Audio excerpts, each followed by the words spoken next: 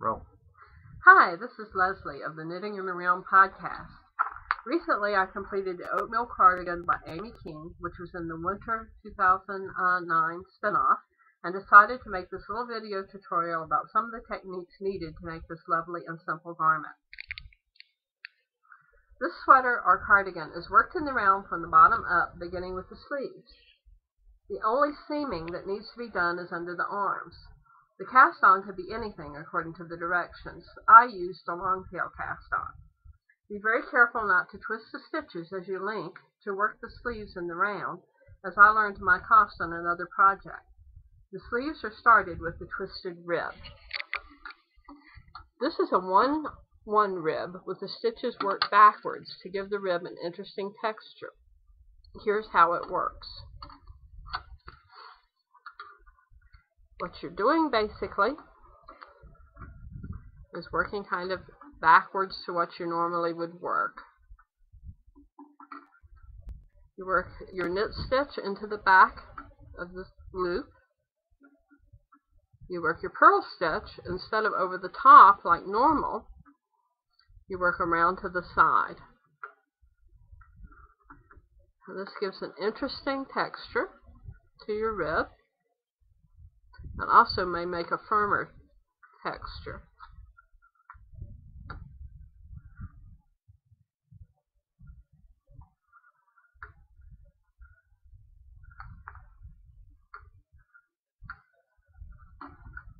The chart in the magazine, which is the spin-off Winter 2009, like I said, is incorrect.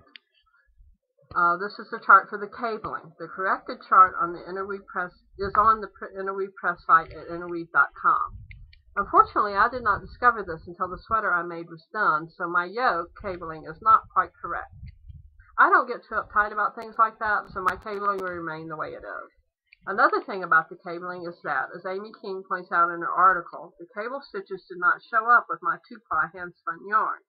I had to take a break from knitting and spin enough Navajo plaid yarn to complete the cable section. After the sleeves are finished, you make 2 of course, you begin to work on the main body of the sweater. The body is worked back and forth without joining on a circular needle, and for those who have not worked with a circular needle, it's very much like working with your straight needles. You simply make sure that you work in the right direction as you knit the rows. It isn't really working in the round, and some people find this confusing. All you have to do is make sure that you're working in the right direction. Using a circular needle makes working with so many stitches so much easier. When you get to the yoke, the sleeves are attached to the body of the sweater. This is not difficult. Just make sure that the sleeve is right side out and that the side of the sleeve where the picked up stitches will be that you want from the underside is in the correct place. When I knit in the round, I can sometimes tell where the beginning of the row is, so I set the sleeve so that the seam is on the underside of the yarn. Making your button band can be a little tricky. The recommended number of stitches in the pattern worked for me this time. I think I added 1 stitch to each side for a total of 100 stitches picked up. That doesn't always work. Before you bind off your button band, check to make sure that the band will lay properly.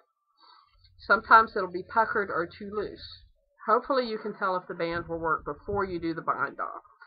Sometimes you will have to take it back out and start over. I know this is frustrating, but to have a really nice finished product, it's a good idea to go ahead and do it. To pick up the stitches, you simply go through the edge at a good firm spot so that you don't be pulling holes. I picked up pretty much every stitch to make a nice even row to work with.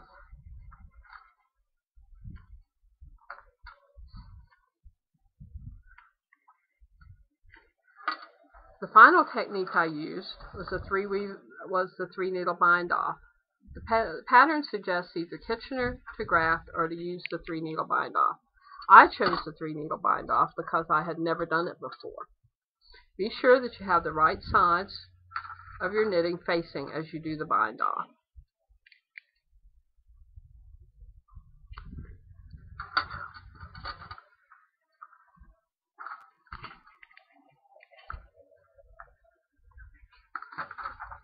All you're doing,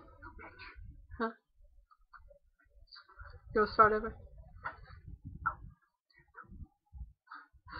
All you're doing is knitting 2 stitches together,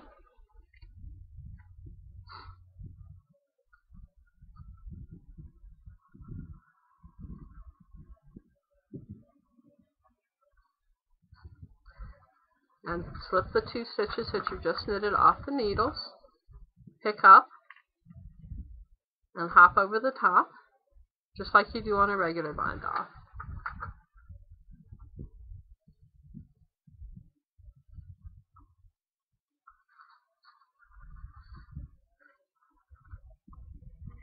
Try not to make it too tight.